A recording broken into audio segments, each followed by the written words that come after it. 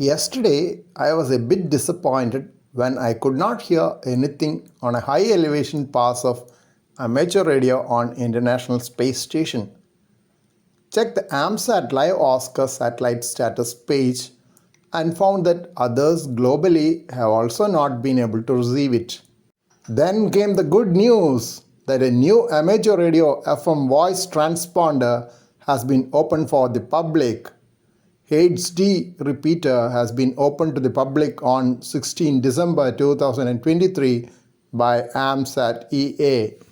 SatNOGS has mentioned that it has a NORAD ID 58567 and an alternate name as Hydra 1.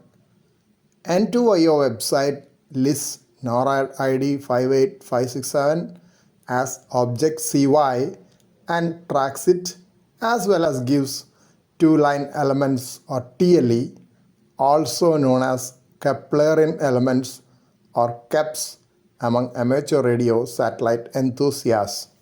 My favorite webpage for tracking satellite passes, Argentinian Amsat webpage, has also listed it, which will enable manual Doppler tuning.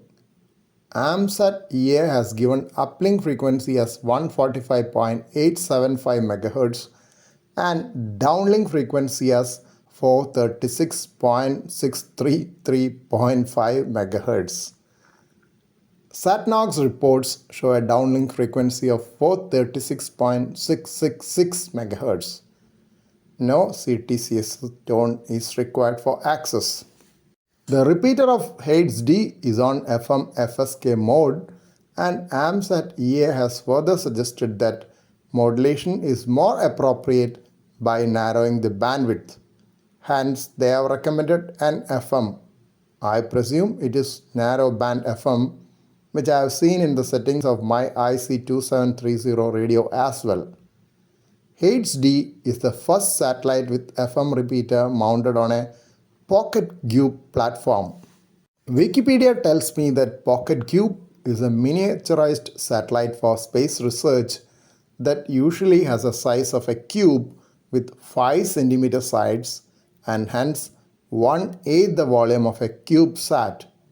HADES has a 1.5p PocketQube form factor and a mass of 0.2 kg as per Gunder's space page. PocketQubes have a mass of just 250 gram and typically uses commercially off-the-shelf components for its electronics.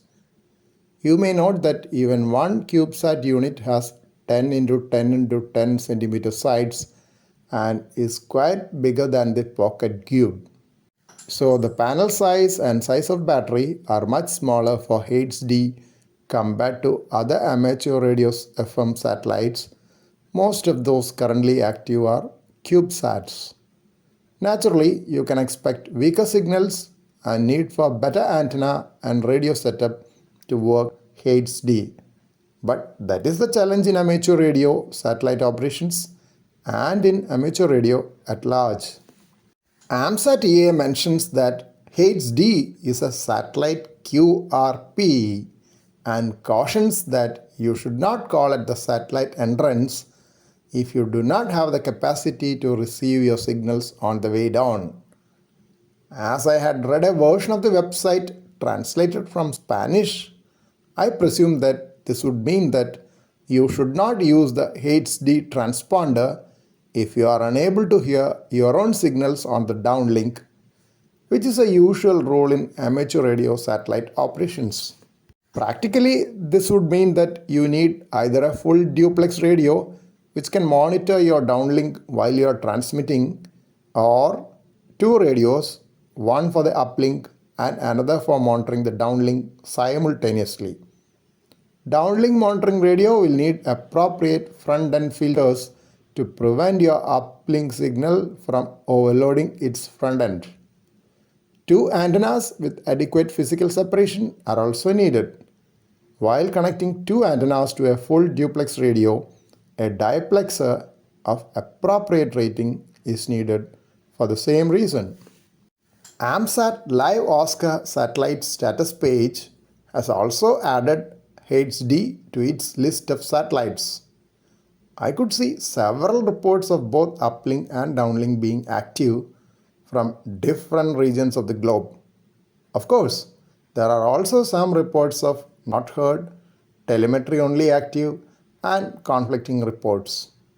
That is quite expected for a new QRP satellite, as radio amateurs are getting ready for HADES-D. Next pass of HADES-D in my region is due in a few hours and has a maximum elevation of 25 degrees and is an eastern pass. I am not sure whether my very basic setup will be enough to hear it. Still, I wish to try this very first PocketQube amateur radio FM transponder. Links to all pages discussed in the video are available on my blog page listed in the description box of the video.